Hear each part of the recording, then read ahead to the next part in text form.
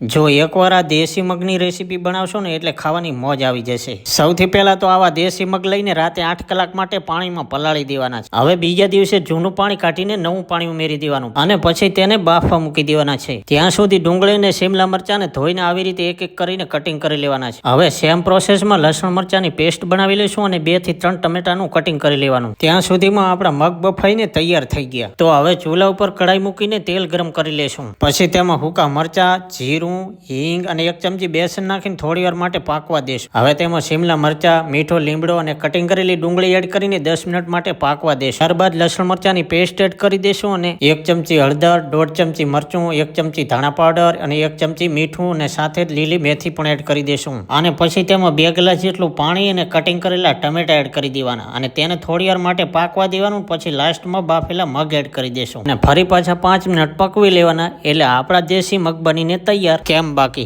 મોજ આવી ગઈ ને? હવે જરા ફોલો કરી લેજો।